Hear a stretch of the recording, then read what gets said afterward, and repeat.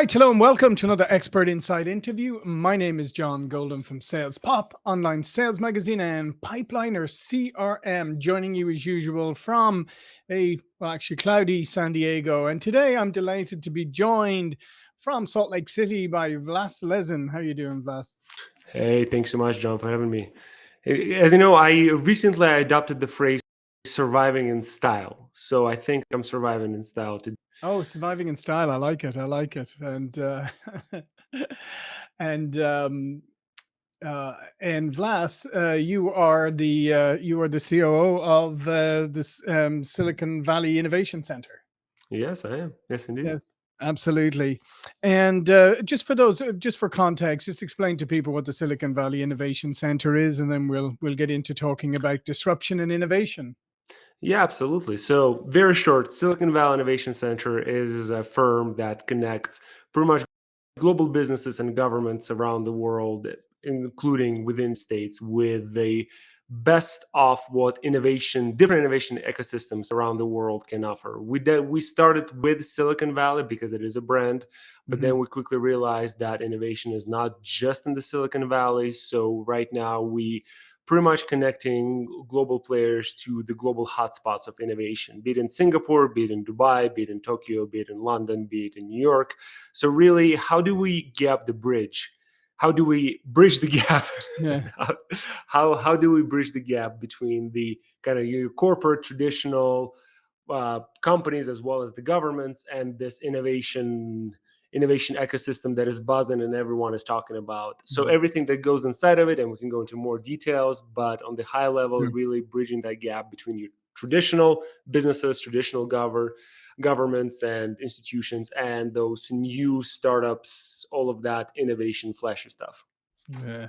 And how much are you seeing right now, Vlad? I mean, because innovation and disruption. I mean, it's happening continuously, and obviously, as you said, you were based in Silicon Valley. I was in Silicon Valley during the dot-com era, so Yeah. um, the rate of disruption and innovation is always fast. But now we're in this AI world, and it just Oh yeah. seems like the rate of innovation and disruption seems to have gone into hyperdrive. So how have you reacted to that?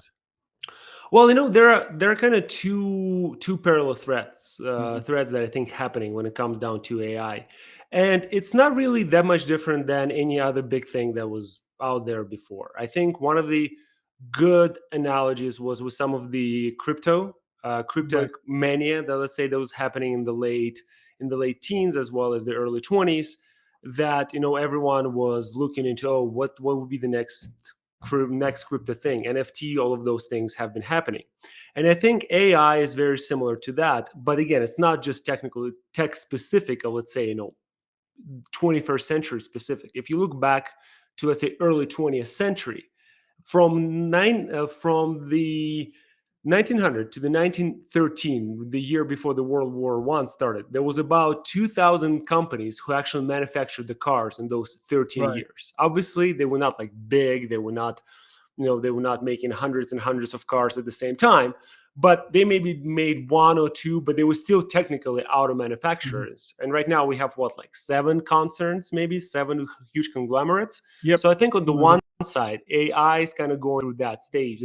As you said, it's super hot, and pretty much everyone is trying to get one of two of their vehicles, one or two of their AI products out there on the market. So it's literally oversaturated with Mhm. a hype and all those products created. But probably in 3 to 5, maybe 10 years, we're gonna have those, seven, maybe five big products that will find their own footing and really will start changing the needle, because technology still is very nascent and still kind of trying to find where it creates the value. So that's the first thread.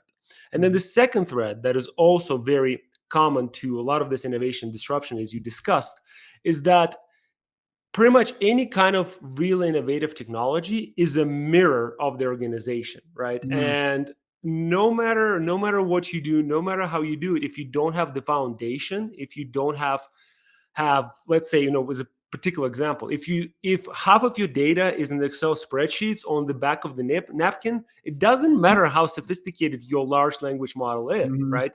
So, and that's, I think, one of the biggest things that are out there, that it's actually a mirror of the organization. It's not going to magically transform your organization from 0 to 100, right? It's more about you need to get to 80 to actually have AI take you from 80 to 90. So those kind of two major threats there. Yeah, no, no, and I think those are great points, and I think you're correct that one of the things that people are maybe only waking up to now, and that's the fact, people were excited about AI, and then they're saying, oh, we, this is security issues, so well, we can pull AI in internally, and you're going, yeah, you can, that's fantastic.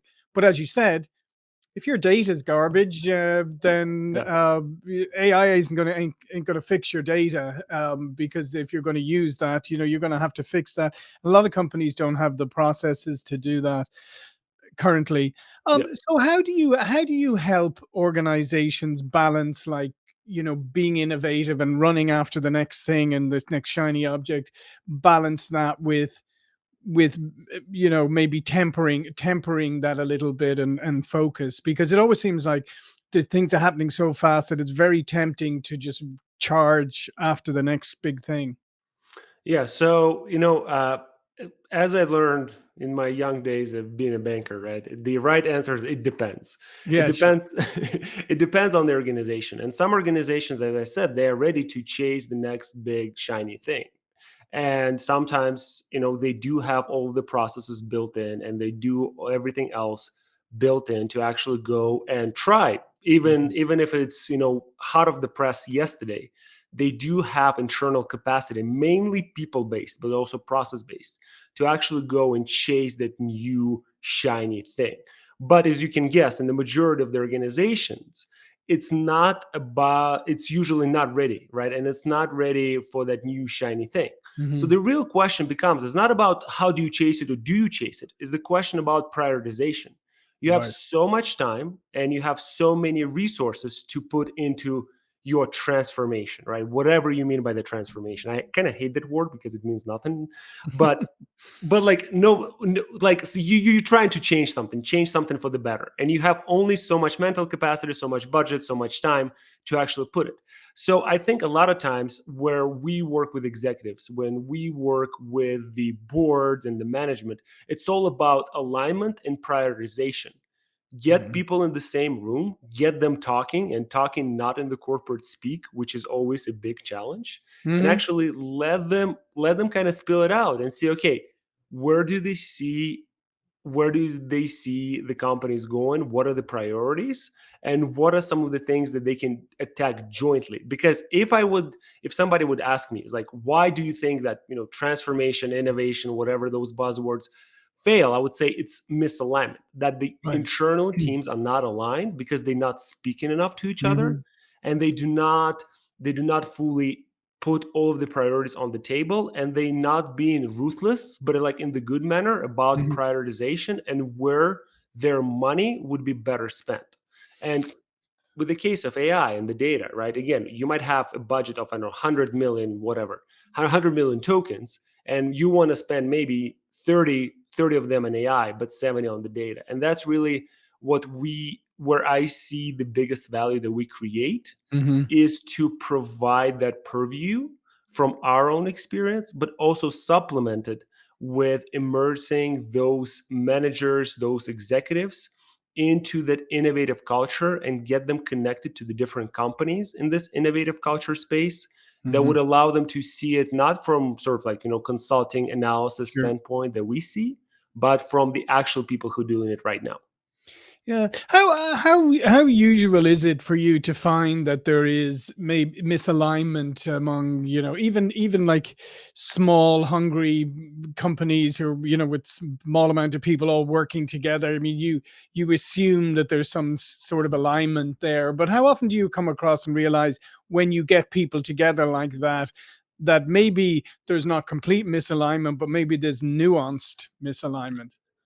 If I'd say always, I would probably say that I'm maybe lying. Maybe there was like one or two cases when this Right. didn't happen, but it happens more often than not. And that's just sort of a nature of human communication, that we, like, every person comes in with a set of assumptions and set of the background that they kind of emit from their communication, and then the person who receiving that set of communication have their own, have their own set of assumptions and kind of baggage that they come into the communication table, and then they interpreted that emitted information completely different.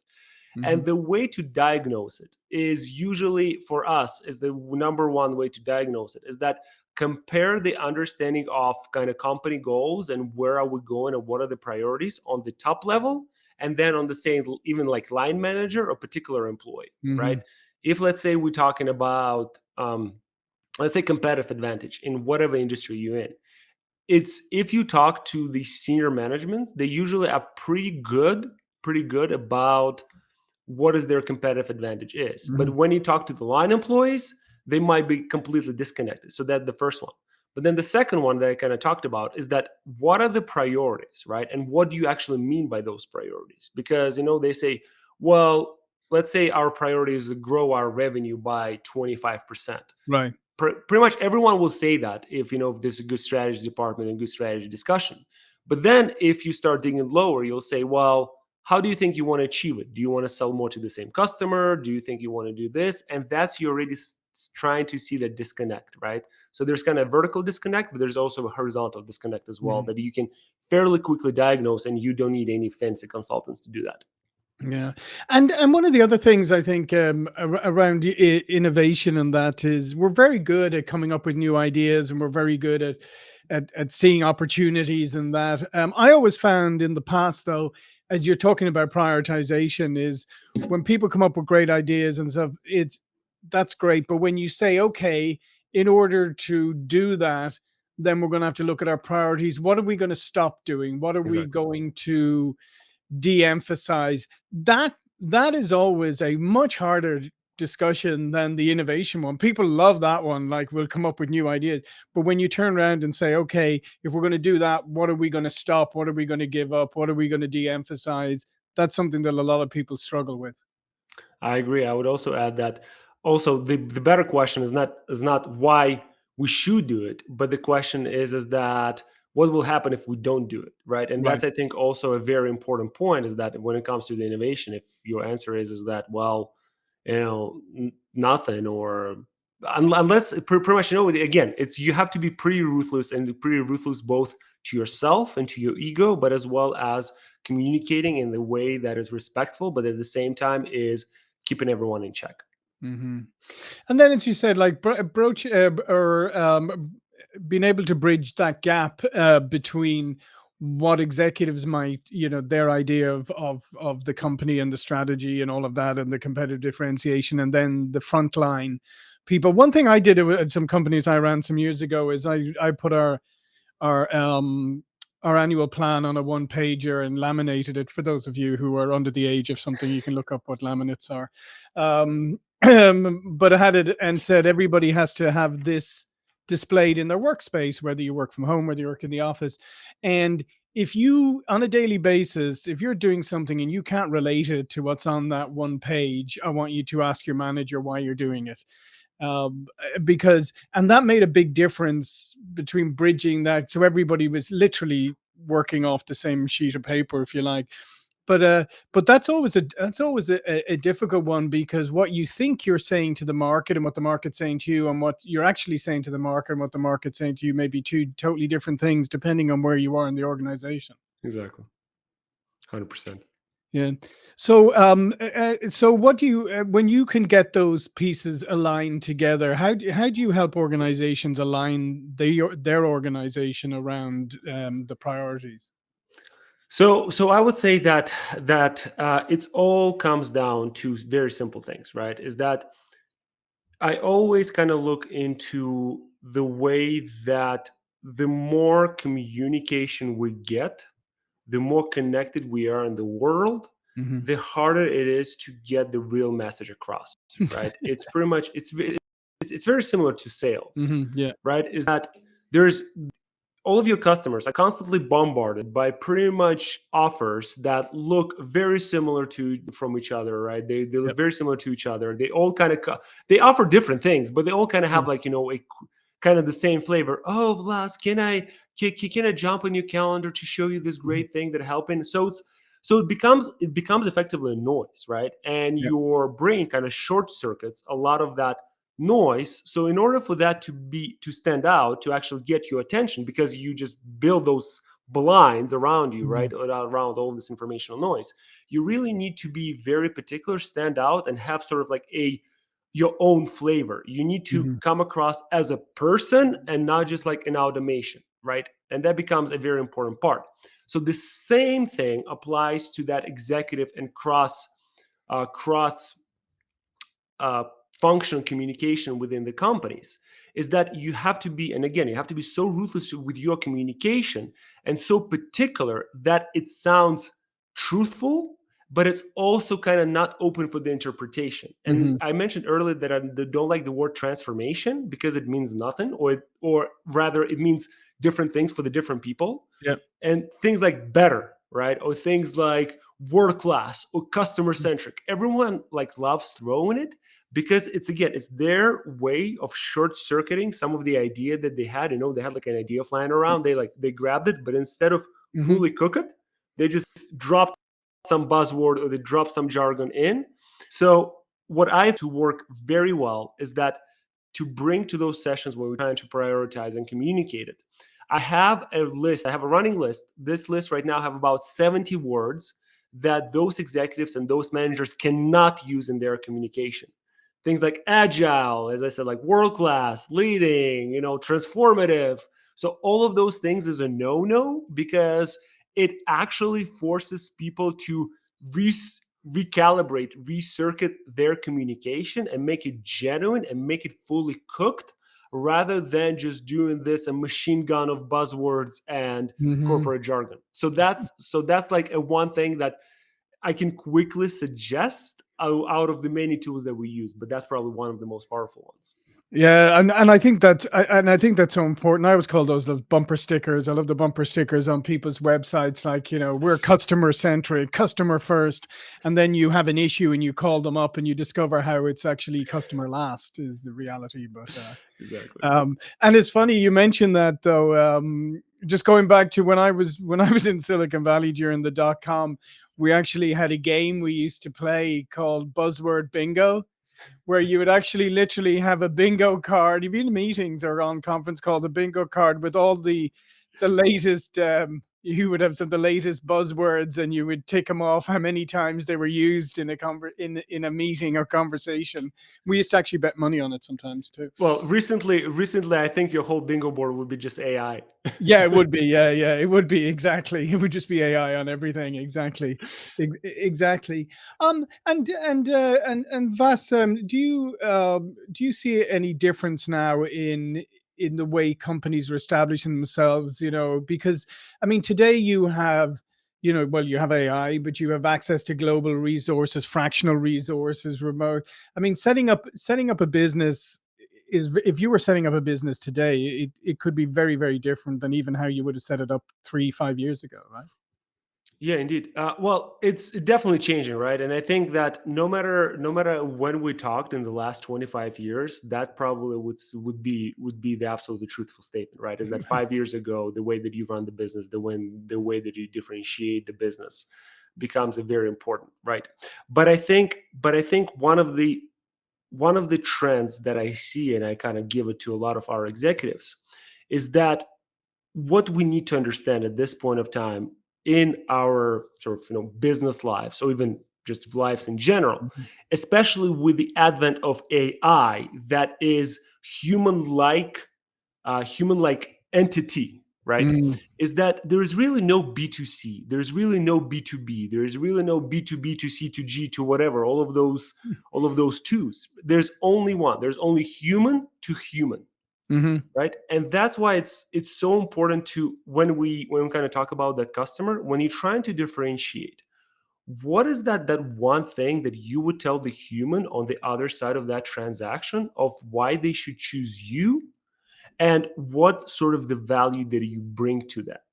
And one of the examples that I kind of give, especially for the B2B people, I say, mhm, well, when you're trying to sell someone, let's say, I don't know, contract or some multi-million dollar deal, the person who's working with you on the other side, they go on the Amazon every day and they buy something there. And their Yep. interface is so good in being like the best non-human human interface. Like, think about it. You Yeah. don't actually talk to people when you do with the Mhm, Amazon. Like, the most I mhm. do with Amazon, I bring it back to the Whole Foods, give it to people, and that's like the only human interaction I ever have Right. to do with Amazon. Right. Right. Like, Right.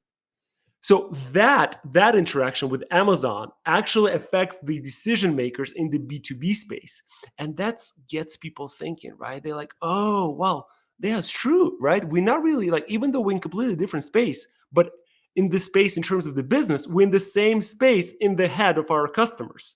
So Yeah. again, think about them as a human, not businesses, right? Or the same way with the consumer, like, what is out there, right? And that's, I think, what, especially with the advent of AI, becomes more and more prominent, is that you actually need to think. It's kind of counterintuitive, but you have to be more human Yep. the more technology you bring to the table.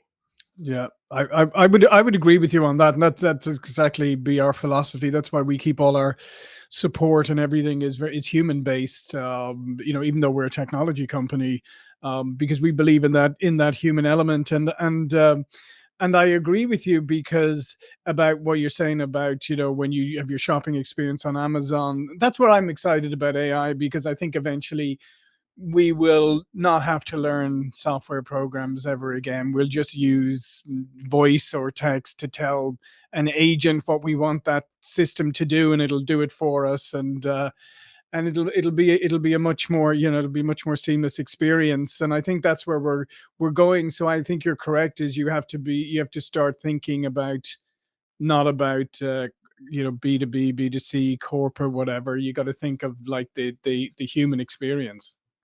Exactly. Yeah. Well, listen, this has been fantastic. All of Vlas's information will be below this video. But before we go, please do remind people what you do.